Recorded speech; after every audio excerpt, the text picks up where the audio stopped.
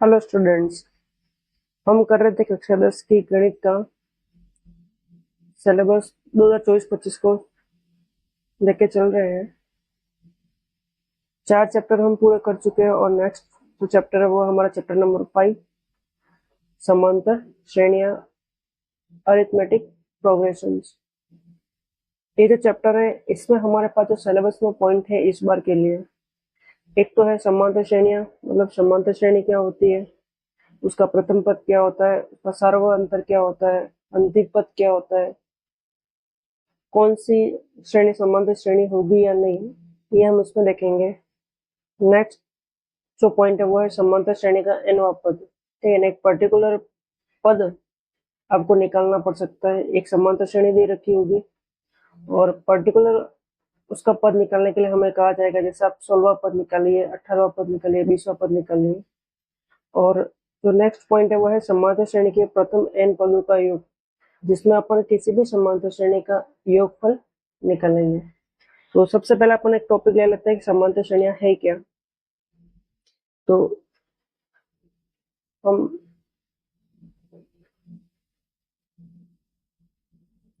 समांतर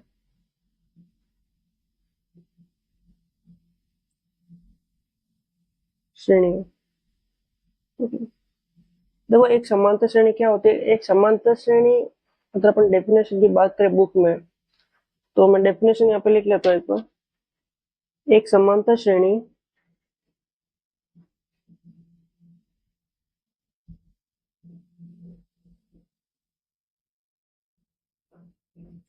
एक समांतर श्रेणी संख्याओं की एक ऐसी सूची है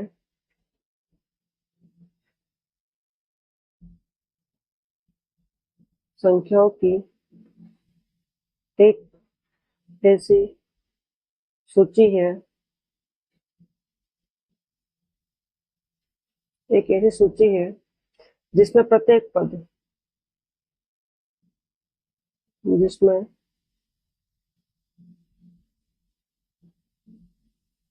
प्रत्येक पद मतलब समांतर श्रेणी के अलग अलग पद होते हैं। प्रत्येक पद लेकिन पहले पद को छोड़कर, ठीक है ना, मतलब पहले पद के अतिरिक्त, पहला वाला पद अपने इसमें शामिल नहीं करते, पहले पद के अतिरिक्त अतिरिक्त अपने पद में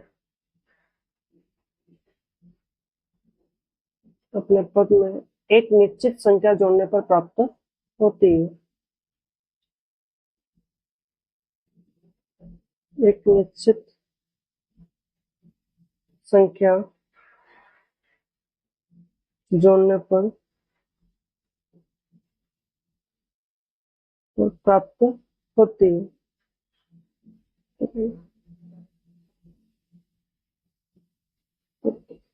अपन समझ लेते हैं इसको कि एक समांतर श्रेणी क्या होती है। एक समांतर श्रेणी संख्याओं की एक सूची है, मतलब इसमें नंबर्स होंगे और इसमें पहले पद को छोड़कर बाकी जो पद है उसमें अपन एक निश्चित संख्या जोड़ते जाएंगे। क्या करेंगे, एक निश्चित संख्या जोड़ते जाएंगे और एक अपने को सीरीज मिलेगी। ये जो अपन निश्चित संख्या इसमें जोड़ेंगे, तो जैसे मैं एक बार समझा देता हूँ। जैसे एक पहला पद अपन, एक निश्चित संख्या पहला पद, ठीक है ना, फिर अपन ने लिया 2, फिर 4, फिर 6, फिर 8, फिर 10। तो ऐसे जो एक सूची बनेगी, क्या बनेगी, एक सूची बनेगी या एक श्रेणी बनेगी जिसमें अपन हर पद में एक निश्चित संख्या जोड़ रहे हैं। देखो जैसे यहाँ से इस पद में आए, हमने कितनी संख्या जोड़ी, 2। यहाँ से यहाँ आए, कितनी संख्या जोड़ी, 2। यहाँ से यहाँ कितनी संख्या जोड़ी, 2। यहाँ से यहाँ कितनी संख्या जोड़ी, 2। तो ऐसे ही हमारी सीरीज चल रही है। तो हम एक निश्चित संख्या क्या करते हैं, जोड़ते रहते हैं। और ये जो निश्चित संख्या हम जोड़ रहे हैं, ठीक है ना, यह निश्चित संख्या सार्वअंतर कहलाता है। क्या कहलाता है, यह निश्चित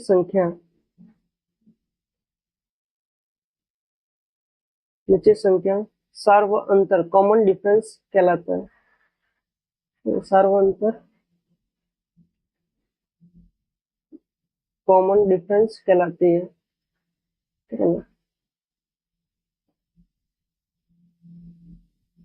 कॉमन डिफरेंस कहलाती है।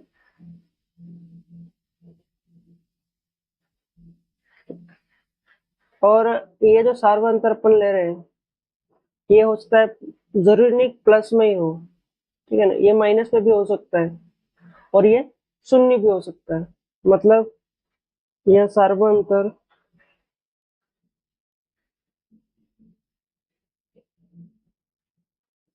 धनात्मक मतलब प्लस में, ऋणात्मक मतलब नेगेटिव माइनस में भी हो सकता है, और शून्य हो सकता है, और शून्य मतलब जीरो भी हो सकता है। ठीक है,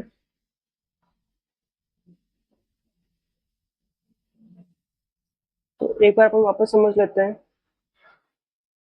जैसे कि एक कोई समांतर श्रेणी है, जैसे अपन नेगेटिव ले लेते हैं, 12, फिर हो गया 9, फिर हो गया 6, फिर हो गया 3, फिर हो गया 0। तो देखो यहाँ पे अब क्या हो रहा है, एक निश्चित संख्या कम हो रही है। क्या हो रही है? निश्चित संख्या कम हो रही है। और ये निश्चित संख्या मतलब ये क्या है? सार्वंतर। तो देखना यहाँ पे जो फर्स्ट पद होता है, इसको अपन कहते हैं प्रथम पद। क्या कहते हैं? प्रथम पद। इस वाले पद को अपन क्या कहते हैं? द्वितीय पद। इसको अपन क्या कहते हैं? तृतीय पद, चतुर्थ पद, पंचम पद, षष्ठम, ऐसे चलता रहेगा। और ये जो -3 -3 -3 आ रहा है, इसको अपन क्या बोलते हैं?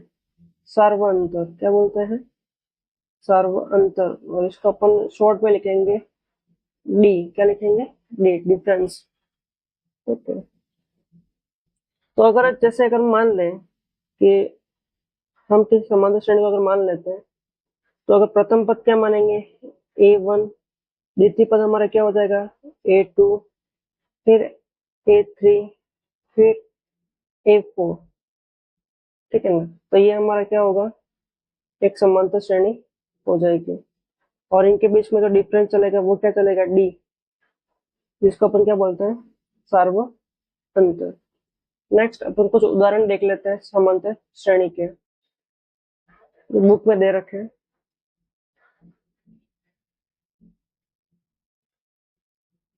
किसी स्कूल की एक प्रेयर प्रातःकालीन सभा है, और पंक्ति में कुछ विद्यार्थी खड़े हैं, और अपन उनको उनकी हाइट के अकॉर्डिंग जमाना है। क्या करना है? उनकी जो ऊंचाई है उसके अनुसार जमाना है। तो इसके कुछ एग्जांपल देख लेते हैं अपन।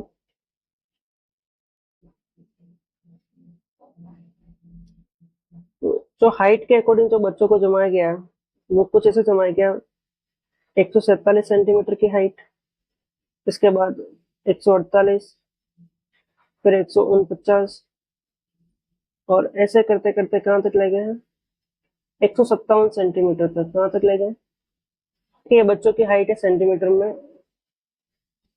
तो अपन यहाँ पे देखते हैं, इसका जो सार्वंतर है वो कितना है? +1 +1। कितना है सार्वंतर?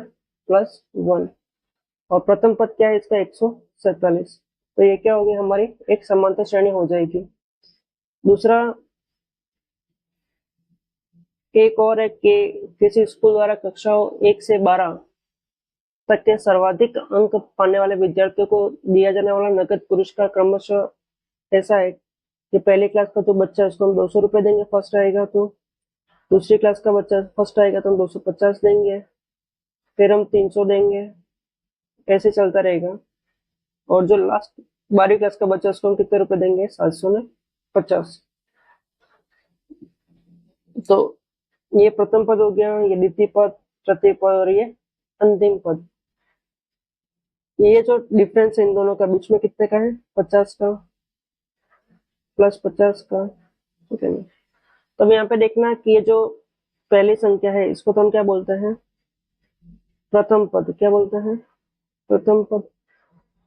जो डिफरेंस आया है उसको अपन क्या बोलते हैं? सार्वंतर। और जो लास्ट में पद होता है उसको अपन बोलते हैं अंतिम पद। क्या बोलते हैं? अंतिम पद। अगर समांतर श्रेणी का अगर लास्ट का पद दे रखा होता है तो उसे अपन क्या बोलते हैं, अंतिम पद।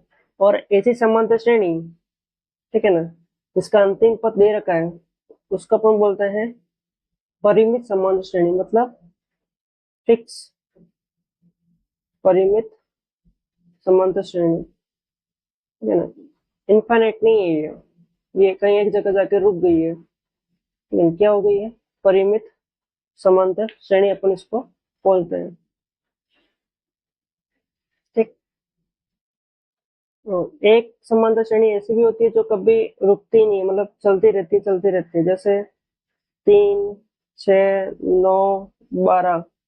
और ये क्या हो गया, ये चलती रहे, इसका अंतिम पद कभी आया ही नहीं, ये चलती रहे बस, +3 +3 +3 चलता रहे। तो ये इस प्रकार की जो समांतर श्रेणी बनती है, तो इसमें कोई अंतिम पद पता नहीं होता, उसको अपन बोलते हैं अपरिमित समांतर श्रेणी। दो तरह की समांतर श्रेणियां होती है हमारे पास, परिमित और अपरिमित समांतर श्रेणी। अब अपन इसका जनरल रूप देख लेते हैं कि एक समांतर श्रेणी का जनरल फॉर्म क्या होता है। तो जनरल फॉर्म, ठीक है ना, कि एक समांतर श्रेणी को अगर अपने को लिखना है तो अपन उसको कैसे लिख सकते हैं, व्यापक रूप, ठीक है। तो देखना, समांतर श्रेणी में सबसे पहले क्या आएगा, प्रथम पद, फिर क्या आता है, द्वितीय पद, फिर क्या आता है, तृतीय पद, और फिर क्या आता है, चतुर्थ पद। ऐसे समांतर श्रेणी चलती रहती है। इनके बीच में क्या आता है, डिफरेंस, क्या आता है, डिफरेंस। तो देखो, जो पहला पद है वो तो क्या होता है, A1, ठीक है ना। प्रथम पद क्या हो गया हमारा, A1, ठीक। द्वितीय पद क्या हो जाएगा हमारा, ध्यान रखना, द्वितीय पद क्या होता है, प्रथम पद में हम कितना जोड़ेंगे, डी जोड़ेंगे भाई। इस वाले में अगर डी जोड़ रहे हैं तभी तो A2 मिल रहा है ना। जैसे यहाँ पे प्रथम पद 4 था तो इसमें हमने कितना जोड़ा, 4, तो हमें कितना मिला, दूसरा पद 8। ऐसे फिर तृतीय पद क्या होता है, तो A1 + 2D, दो बार डिफरेंस जोड़ेंगे, मतलब यहाँ पे फिर +4, मतलब पहला वाला जो पद है उसमें दो बार 4 4 जोड़े गए, तो कितने पे पहुंचे, 12 पे। ऐसे अगर हम चतुर्थ पद ले लेंगे तो ये क्या हो जाएगा, A1 + 3D, ठीक है। तो ऐसी समांतर श्रेणी को अपन ऐसे भी ले सकते हैं, A1, A1 + D, फिर A1 + 2D, और A1 + 3D, ऐसे ही चलता रहेगा, ठीक है। तो ये क्या हो गया, हमारे समांतर श्रेणी का एक जनरल रूप हो गया, जिसमें A1 को अपन प्रथम पद कहते हैं, D को अपन सार्वंतर कहते हैं, ठीक। और सार्वंतर हम कैसे निकालते हैं, तो द्वितीय पद में से पहला पद घटा दिया करो हमेशा, ठीक है। जैसे अगर हमें डिफरेंस निकालना है तो अपन कैसे निकालेंगे, A2 - A1, द्वितीय पद माइनस प्रथम पद, ठीक है ना, द्वितीय पद माइनस प्रथम पद, ठीक है। ऐसा जरूरी नहीं है कि हम A2 में से A1 करें, हम चाहे तो A3 में से A2 भी घटा सकते हैं, ठीक है ना, क्योंकि मान तो वही रहेगा, डिफरेंस हर जगह सेम है, तो डी का मान तो वही रहेगा, ठीक। नेक्स्ट अपन इसे क्वेश्चन करेंगे, प्रश्नावली 5.1 हम लेते हैं।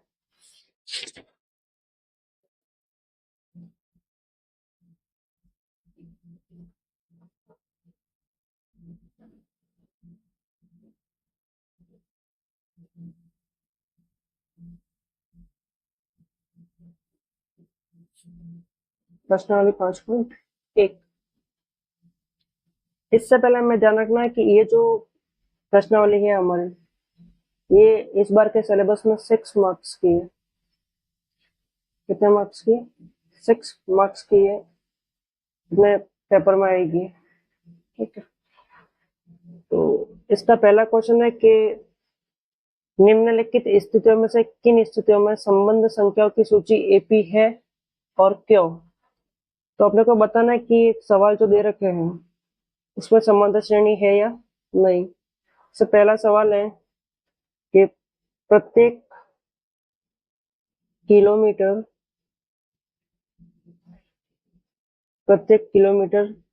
के बाद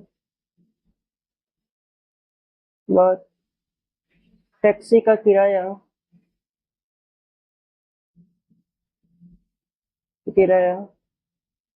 जबकि प्रथम किलोमीटर के लिए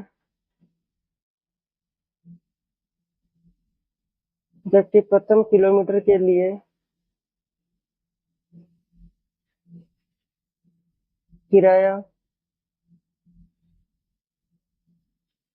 15 रुपए है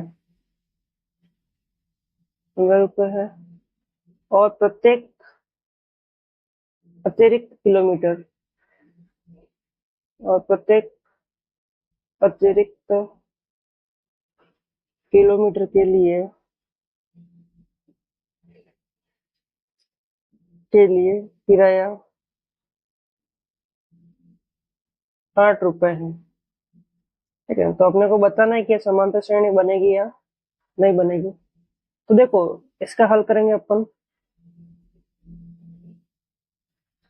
प्रथम किलोमीटर के लिए कितना रुपए होगा, जैसे व्यक्ति अगर 1 किलोमीटर गया तो प्रथम किलोमीटर के लिए किराया कितना हो जाएगा, बराबर 15 रुपए। कितना हो जाएगा, 15 रुपए।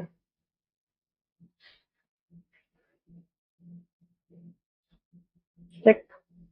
और अतिरिक्त किलोमीटर जैसे आप 2 किलोमीटर के लिए गया,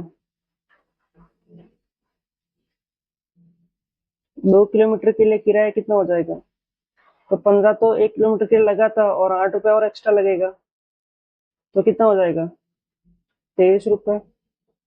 3 किलोमीटर के लिए फिर 8 रुपए एक्स्ट्रा लगेंगे, 8 रुपए और लगेंगे, तो कितना हो जाएगा 31 रुपए। 4 किलोमीटर के लिए 8 रुपए फिर लगेंगे, तो कितना हो जाएगा 39 रुपए। तो यहाँ पे क्या बन रही है, श्रेणी बन रही है और इस श्रेणी को मैं सीधा सीधा यहाँ पे लिख देता हूँ। ये श्रेणी बनेगी कुछ ऐसी 15, फिर 23, फिर 31, फिर 39 और ये ऐसे ही चलती रहेगी। क्या होगी, ऐसे ही चलती रहेगी। वो अपन क्या देख रहे हैं कि इसका जो प्रथम पद है वो कितना बन गया अपने पास 15, और इसका जो सार्वंतर बन रहा है, जो डिफरेंस बन रहा है, वो डिफरेंस अपने पास कितने का बन रहा है, तो 8 रुपए को। ठीक है, तो अपने यहाँ पे लिख देंगे ये समांतर श्रेणी है। ये क्या है, यह समांतर श्रेणी है।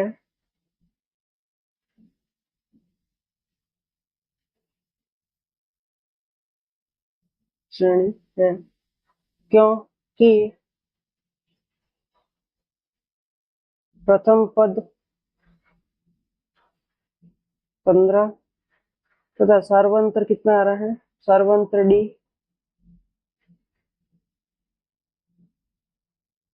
बराबर 8 है। ठीक है, तो यह क्या हो गया हमारा 7 नंबर पहला।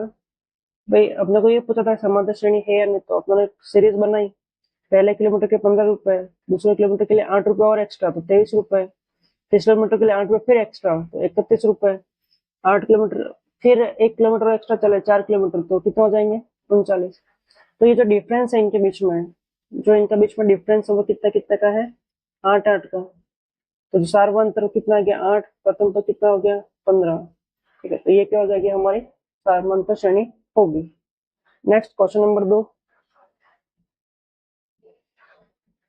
इसी का ही पहले का ही ये कह रहा है कि किसी बेलन, ठीक है ना,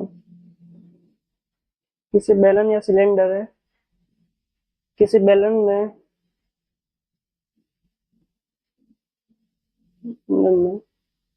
उपस्थित हवा की मात्रा, उपस्थित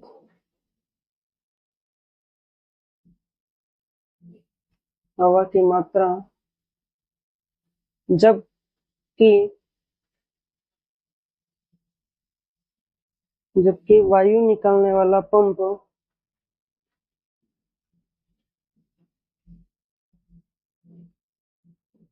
जबकि वायु निकालने वाला पंप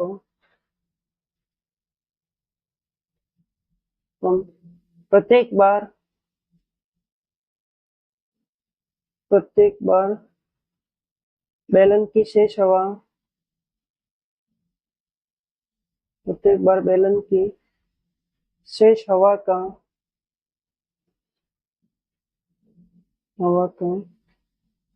1/4 भाग बाहर निकाल देता है। ठीक है, तो अपने को बताना है कि इसका समांतर श्रेणी बनेगी या नहीं। तो हल करते हैं। ठीक है, मतलब एक सिलेंडर है, एक क्या है, एक सिलेंडर है और इसमें से अपन क्या नहीं, इसमें हवा भरी हुई है, क्या भरी हुई है, और एक पंप है, पंप से अपन इसमें से हवा बाहर निकाल रहे हैं। तो एक बार में तो पंप पे कितनी हवा निकाल देता है, 1/4 भाग हवा बाहर निकाल देता है। तो अपन मानते हैं कि जब ये पूरा भरा हुआ था तब इसका जो आयतन या जो वॉल्यूम है, माना कि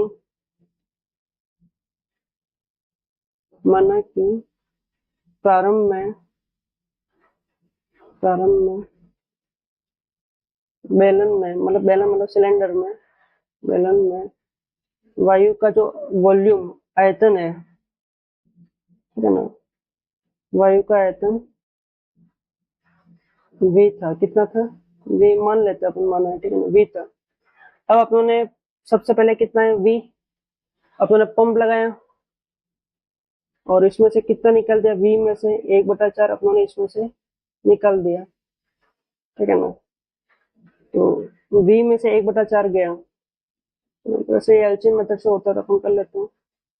1 और 4 का एलसीएम कितना आ गया, 4। कितना आ जाएगा, 4। 1 के पड़े में ये 4 कितनी बार पे आएगा, 4 बार पे। ये जो 4 है इसका गुणा ऊपर वाले v से हो जाएगा, तो v माइनस 4 के पड़े में ये 4 एक बार, और ये जो 1 आया इसके ऊपर वाले 1 से गुणा, तो 1, 4 का गुणा v से हुआ तो 4v, ये भी v हो जाएगा। ठीक है, ध्यान रखना, माइनस 1 का गुणा v से हुआ तो v बटे 4, 4v में से 1v गया तो 3v बटे 4।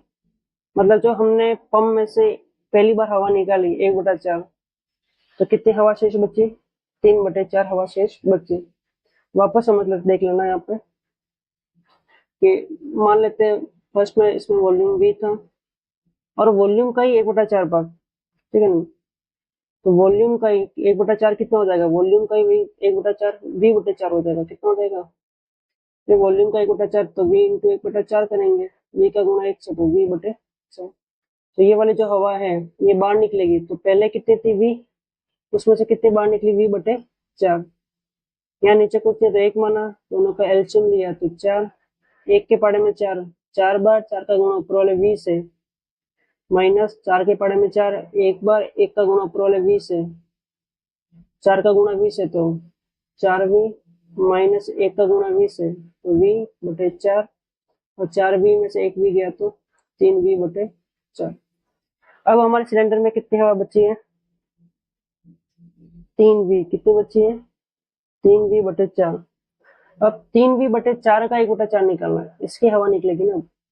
इसमें से अपन 1/4 माइनस नहीं करेंगे, शेष हवा का 1/4। तो शेष हवा कितनी थी हमारे पास, 3v/4। तो अब इसका 1/4 निकालो, तो इसका 1/4 कितना हो जाएगा, 3v का गुणा 1 से, तो 3v, और 4 का गुणा 4 से, तो 16। मतलब इस बार कितनी हवा बाहर निकलेगी, 3v/16। कितने में से, कितनी बची थी हमारे पास? 1/4 जो हमने निकाल दी थी यहाँ से, तो बची कितनी थी? 3v/4। अब 3v/4 का 1/4 हवा बाहर निकलेगी, तो 3v/4 का 1/4 कितना हो गया? 3v/16। तो ये वाली हवा बाहर निकलेगी इस बार, तो 3v/16। 4 और 16 का एलसीएम अगर लेंगे तो कितना आएगा? 16। 4 के पड़े में 16 कितनी बार पाएंगे? 4 बार। 4 का गुणा किससे होगा? 3v से। माइनस 16 के पड़े में 16 एक बार, 1 का गुणा ऊपर वाले 3v से होगा, बराबर 4 का गुणा 3v से किया तो 12v, माइनस 1 का गुणा 3v से किया तो 3v/16, और 12v माइनस 3v/16 तो कितना बचेगा? 9v/16। और इसको अपन क्या लिख सकते हैं? इसको 3 का स्क्वायर, और इसको अपन लिख 4 का स्क्वायर, तो कितना बचेगा? 3v/4 का स्क्वायर। कितना बचेगा? 3v/4 का स्क्वायर। ठीक, तो अपन क्या मान सकते? अब देखो यहाँ पे क्या बनेगा, एक और निकालना, अगर और निकाल सकते हैं अपन। देखो अब सिलेंडर में कितनी हवा बची हमारे पास? 9v/16। फिर एक बार और 1/4 निकलेगी इसका, तो 9v/16 का 1/4 निकालेंगे तो कितना हो जाएगा? 9v/64। ठीक है, तो हमारे पास हवा कितनी बची थी? 9v/16 माइनस कितनी हो जाएगी? 9v/64। ठीक, 16 और 64 का एलसीएम लेंगे तो 64 आएगा। 16 के बारे में 64 4 बार, 4 का गुणा ऊपर वाले 9v से, माइनस 64 के बारे में 64 एक बार, 1 का गुणा ऊपर वाले 9v से, बराबर 4 का पड़ा 9 से तो 36v, माइनस 1 का गुणा 9v से तो 9v/64। 36v में से 9v गया तो कितना बचेगा? 27v/64। और 27 को अपन क्या लिख सकते हैं? 3 गुणा 3 गुणा 3 मतलब 3 की घात 3, और 64 को अपन लिख सकते हैं 4 गुणा 4 गुणा 4 घात 3। तो ये कितना हो जाएगा? घात 3। अब जो सीरीज बनी है, वो सीरीज क्या बनी अपने पास? सबसे पहले बना v, क्या बनेगा? v, ये v बाहर की तरफ, ये v तो v रहेगा है ना, ये भी अंदर ही रहेगा, तो किसके ऊपर घात नहीं, घात तो 27 की बनेगी। तो देखो अब यहाँ पे जो सीरीज बन रही है वो क्या बन रही है हमारे पास? सबसे पहले कितना था? v, फिर कम किया 1/4 तो कितना हो गया? तो 3v/4। फिर कम किया तो कितना हो गया? तो 3/4 स्क्वायर v। फिर कम किया तो कितना हो गया?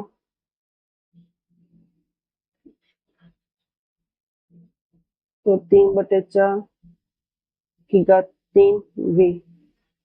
ऐसे चलता रहेगा। तो देखो यहाँ से इस समांतर श्रेणी को, इस श्रेणी को अगर अपन देखें, ये समांतर श्रेणी तो नहीं है, अगर इस श्रेणी को देखें तो यहाँ पे समान क्या नहीं है? यहाँ सार्वअंतर समान नहीं है। यहाँ या फिर इस श्रेणी में, इस श्रेणी में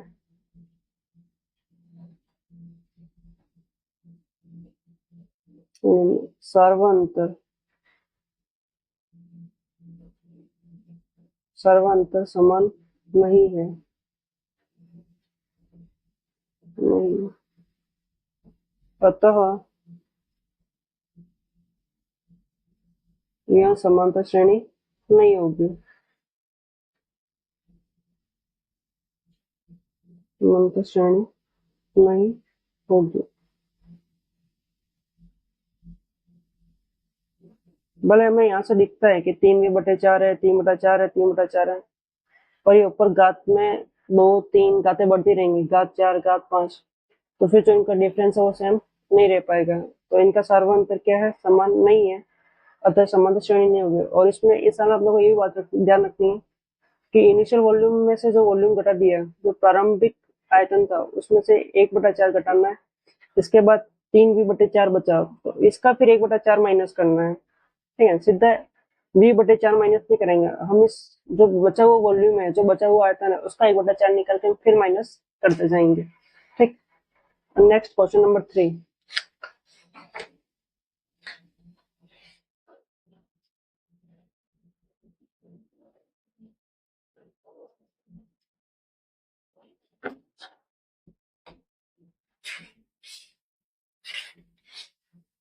ये कह रहा है कि प्रत्येक मीटर की खुदाई के बाद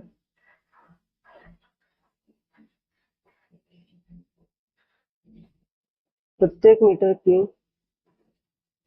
खुदाई के बाद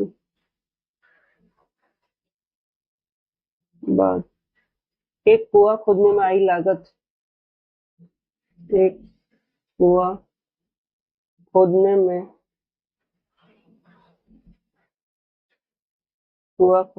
आई लागत, जबकि प्रथम मीटर की खुदाई की लागत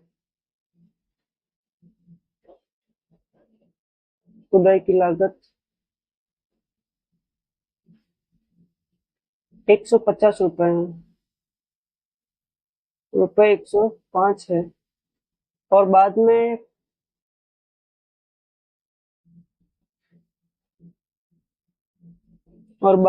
प्रत्येक मीटर की खुदाई पर मीटर की खुदाई की लागत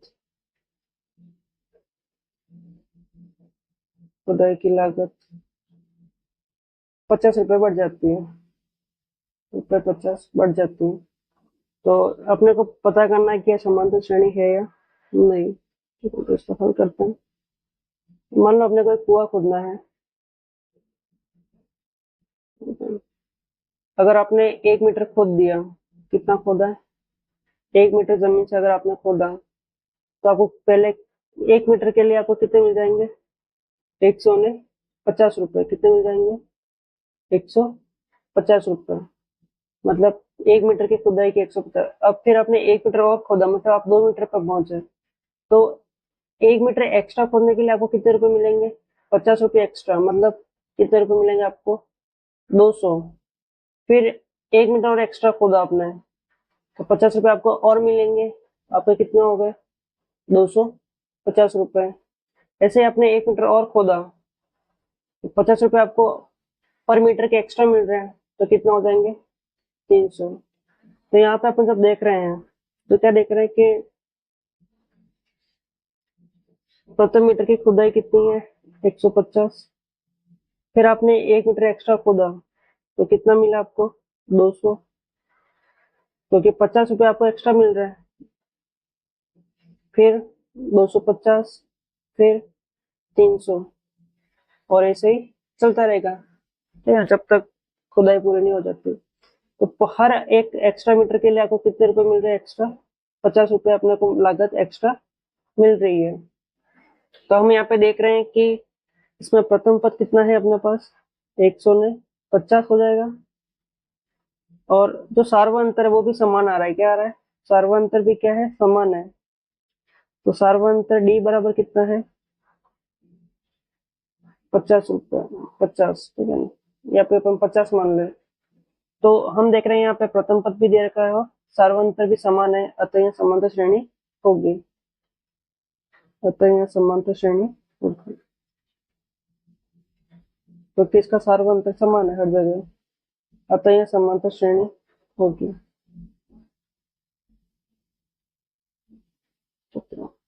नेक्स्ट क्वेश्चन नंबर 4।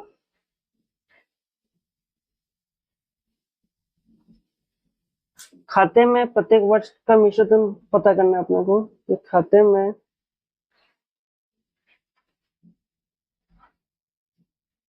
प्रत्येक वर्ष का मिश्रण,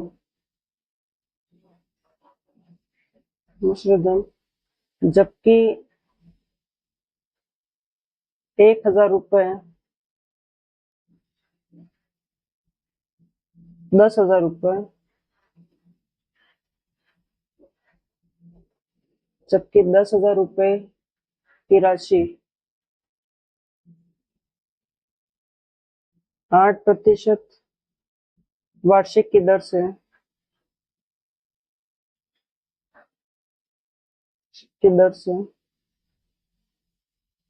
वार्षिक की दर से चक्रवृद्धि ब्याज पर जमा की जाती है।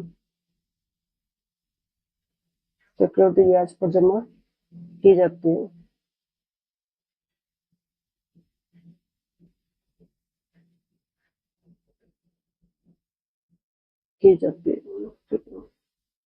तो अपने को मिश्र धन निकालना है और चक्रवृद्धि ब्याज पे निकालना है।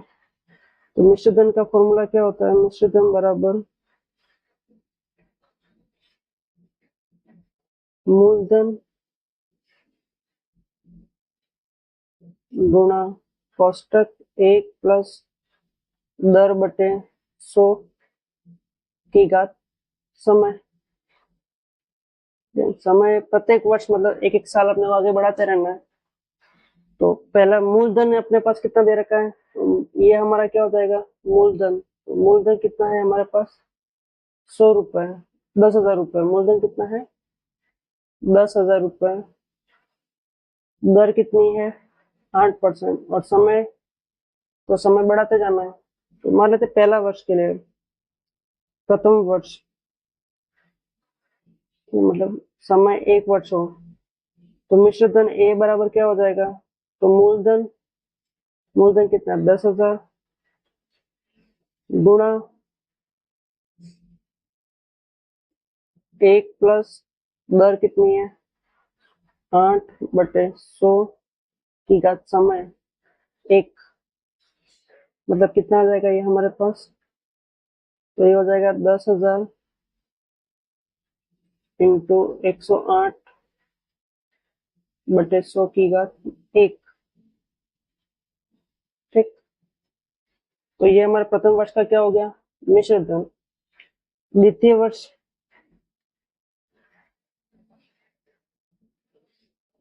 मतलब 2 वर्षों के लिए, तो ए बराबर 10,000 गुणा 1 प्लस 8/100, घात बदल जाएगी, 2 हो जाएगी। समय कितना हो गया?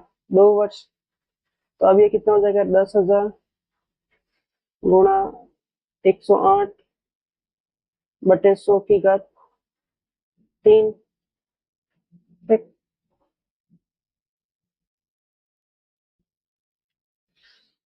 फिर तृतीय वर्ष के लिए तो ए बराबर 10,000 गुणा 1 प्लस 8/100 की घात 3 और 10,000 गुणा 100, यहाँ पे 2 वर्ष के लिए तो 2 रहेगा, 108/100 की घात 3। तो ये जो हमारी समांतर श्रेणी बनेगी प्रथम वर्ष, द्वितीय वर्ष, तृतीय वर्ष की मिश्र धनों की, वो कुछ ऐसी बनेगी। ठीक है, ये समांतर श्रेणी कैसी बन जाएगी? तो प्रथम वर्ष के लिए, तो प्रथम वर्ष के लिए अपन जब निकालेंगे, इसके समांतर श्रेणी क्या बन जाएगी अपने पास? 10,000 गुणा 108/100। ठीक, ये प्रथम पद हो जाएगा। फिर द्वितीय पद क्या होगा? द्वितीय वर्ष के लिए मिश्र धन, तो 10,000 गुणा 108/100 की घात 2। फिर तृतीय वर्ष के लिए तो 10,000 गुणा 108/100 की घात 3, और ये ऐसे ही चलता रहेगा। तो अपन सब देख रहे हैं यहाँ पे, ठीक है ना? तो प्रथम पद और द्वितीय पद का अगर मैं अंतर निकालूं और तृतीय पद और द्वितीय पद का अंतर निकालूं, मतलब अगर इनका सार्वंतर निकालूं डी, ठीक है ना, तो ये डी समान नहीं आएगा। क्या समान नहीं आएगा? डी समान नहीं आएगा। और जब तक सार्वंतर समान नहीं हो तो समांतर श्रेणी नहीं बनेगी। तो यहाँ लिख देंगे, यहाँ सार्वंतर समान नहीं होगा, समान नहीं है, नहीं है, अतः समांतर श्रेणी नहीं होगी, तो समांतर श्रेणी नहीं होगी। ठीक, अब ले लेते हैं क्वेश्चन नंबर 2।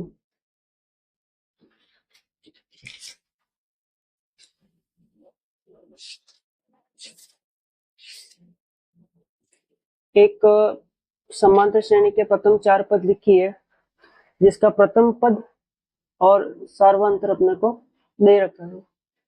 ठीक?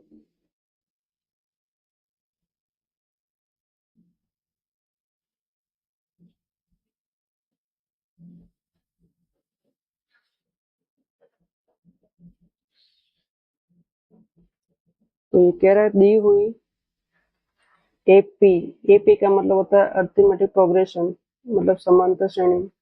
दी हुई एपी के प्रथम 4 पद लिखिए, प्रथम 4 पद लिखिए जबकि प्रथम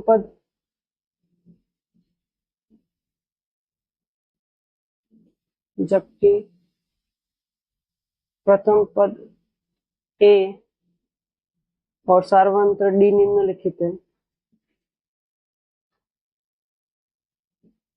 और सार्वंतर डी निम्नलिखित है।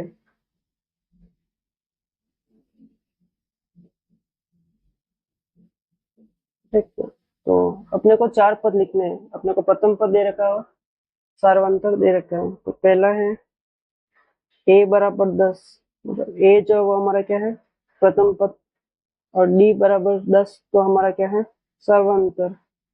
और अपने देखा था कि अगर हमारे पास प्रथम पद हो और सार्वंतर हो तो समांतर श्रेणी कैसे बनती है। तो समांतर श्रेणी कैसे बनती है, तो ए, फिर ए प्लस बी, फिर ए प्लस 2d और ए प्लस 3d। ये हमने देखा था कैसे हमारी समांतर श्रेणी बनती है। तो अपने को 4 ही पद चाहिए, 1 2 3 और 4। तो प्रथम पद ए बराबर कितना हो जाएगा 10, फिर द्वितीय पद मतलब ये A1 हो गया, A2, तो क्या हो जाएगा A plus D, A plus D मतलब 10 प्लस 10, ए का मान भी 10 और डी का मान भी 10, तो कितना हो जाएगा 20। फिर तृतीय पद A3, तो ये क्या होगा A प्लस 2d, ए का मान कितना है 10 प्लस 2d मतलब 2 गुणा 10, 10 प्लस और 2 गुणा 10 तो 20 हो जाएगा, तो कितना हो गया 30। और चतुर्थ पद A4 बराबर क्या होगा A प्लस 3d, क्या हो जाएगा A प्लस 3d, तो A का मान 10 प्लस 3 गुणा D का मान 10, तो 10 प्लस 30 कितना हो गया 40। तो इस समांतर श्रेणी के प्रथम पद, द्वितीय पद और तृतीय पद और चतुर्थ पद हमारे पास आ जाएंगे 10 20 30 और 40। ठीक है,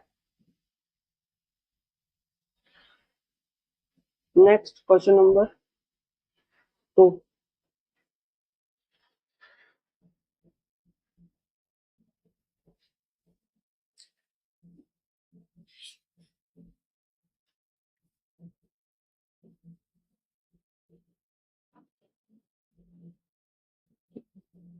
इसमें हमें प्रथम पद ए दे रखा है, ए बराबर -2 और डी बराबर 0।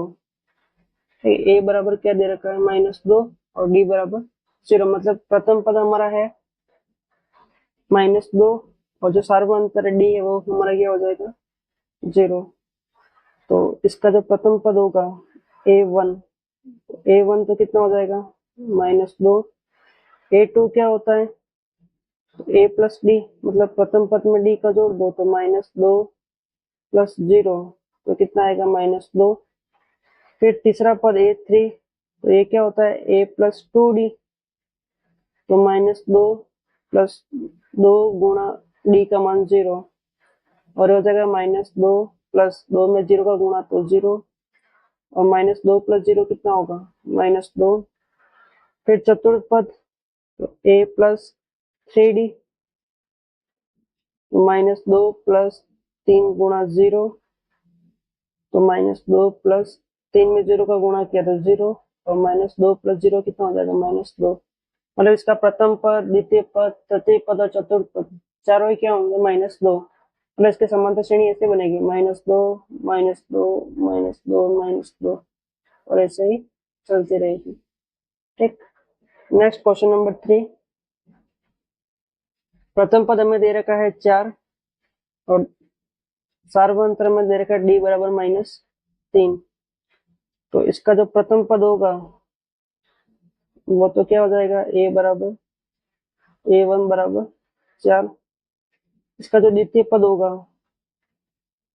a2 वो क्या होगा a2 हो जाएगा a प्लस डी मतलब a का मान 4 प्लस d का मान -3।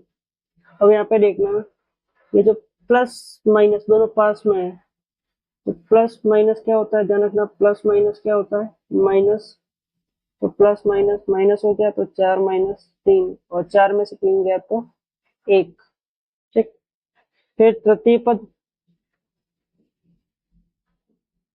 मतलब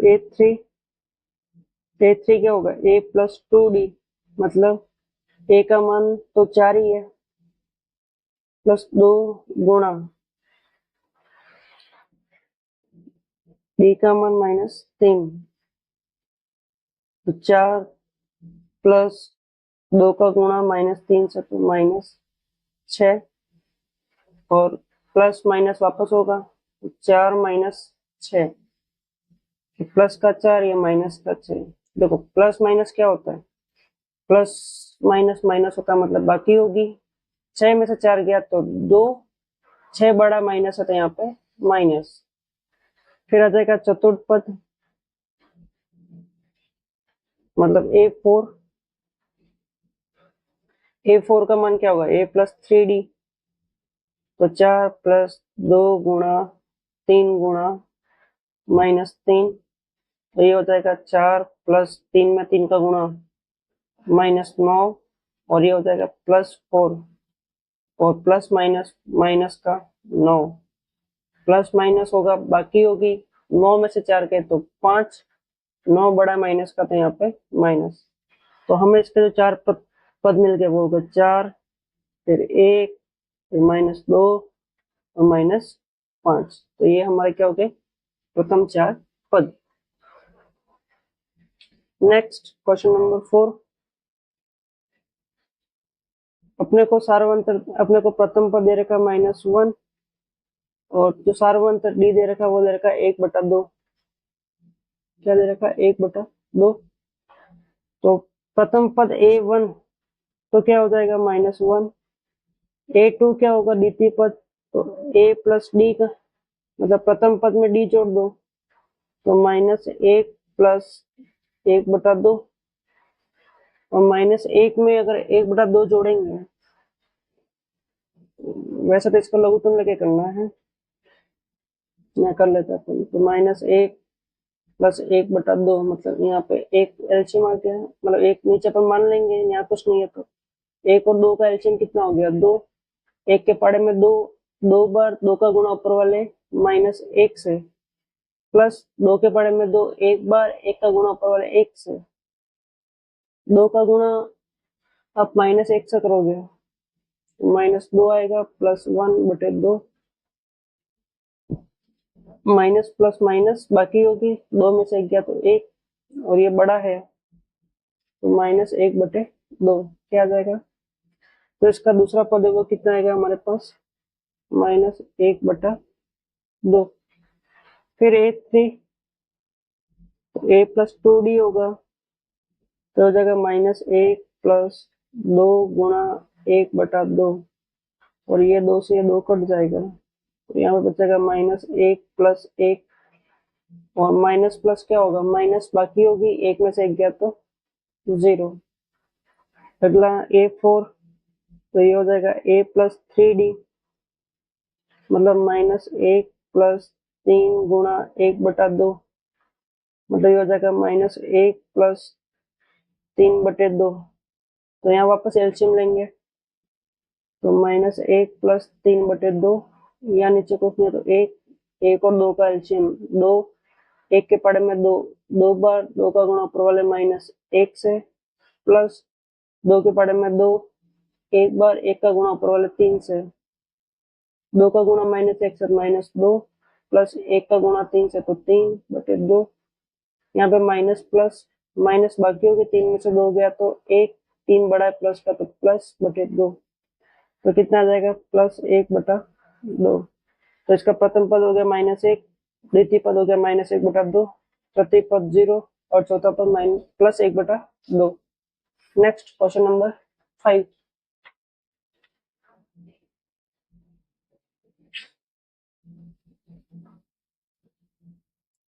ए बराबर हमें दे रखा है -1.25, और इसका जो सार्वमंत्र दे रखा है वो दे रखा है -0.25। तो इसका जो प्रथम पद हो गया वो तो यही हो जाएगा 1.25। द्वितीय पद क्या होगा, a प्लस टी, मतलब प्रथम पद में सार्वमंत्र जोड़ेंगे, तो 1 माइनस 1.25 प्लस -0.25। अब यहाँ पे देखना है, ये प्लस है ये माइनस है, तो प्लस माइनस क्या हो जाएगा, ये दोनों चिन्ह बदल के किस में मिल जाएंगे, माइनस में, और 0.25। अब ये भी माइनस का, ये भी माइनस का, माइनस माइनस क्या होता है, प्लस, दोनों की जोड़ होगी, तो देखो जोड़ करते हैं 1.25 और 0.25 की, तो 5 और 5 10, असला 1 और 1 5.1, और दोनों माइनस के, तो ये भी किसमें आएगा, माइनस में, तो -1.50। तो हमारा जो द्वितीय पद होगा वो क्या हो जाएगा, -1.50। नेक्स्ट a प्लस 2d होता है तीसरा पद, तो -1.25 प्लस 2 गुणा -0.25, -1.25 का -1.25, प्लस का 2 माइनस का 0.5, तो प्लस माइनस माइनस 0.25 में 2 का गुणा करना है, तो 0.25 में अगर हम 2 का गुणा करें तो 0.25 इंटू 2, 2 5 से 10, असला 1, 2 दूनी 4 ने 5, और 2 का बड़ा 0 पर 0। इस पॉइंट के बाद कितनी संख्या है, 1 2, तो 1 2 के बाद पॉइंट, तो 0.50। अब यहाँ पे माइनस, ये भी माइनस, तो माइनस माइनस क्या होगा, प्लस, जोड़ होगी, तो 1.25, और उसमें कितना जोड़ेंगे, 0.50, तो ये हो जाएगा 571 तो, और दोनों के पास माइनस है, यहाँ पर भी माइनस, -1.75। नेक्स्ट चौथा पद a प्लस 3d, तो -1.25 प्लस 3 इंटू -0.25, जैसे आप लोगों ने प्लस माइनस यहाँ पे किया था वैसे यहाँ पर भी होगा, और 3 का गुणा अगर हम 0.25 में करेंगे तो कितना आ जाएगा, ये हमारे पास 0.75, कितना आ जाएगा,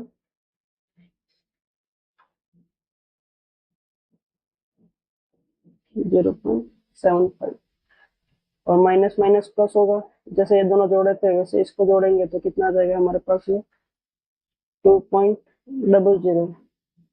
तो हमारा जो पहला पद है तो वो क्या हो गया, प्रथम पद हो गया हमारा -1.25, सेकंड -1.50, थर्ड -1.75, फोर्थ -2.00। तो ये हो गया हमारे चारों पद। नेक्स्ट क्वेश्चन नंबर, तो ये हमारे इस दूसरे क्वेश्चन के 5 ही क्वेश्चन थे, ये 5 क्वेश्चन हमने कर लिए हैं, और समांतर श्रेणी को जहाँ तक है वह हमने अच्छे से समझा है। हमें प्रथम पद निकालना आना चाहिए, द्वितीय पद निकालना आना चाहिए, तृतीय पद निकालना आना चाहिए। और इसकी जो सीरीज होती है वो ये होती है ए प्लस डी, ए प्लस 2d, ए प्लस 3d, और ये ऐसे चलती रहती है। ये वाला होता है हमारा प्रथम पद।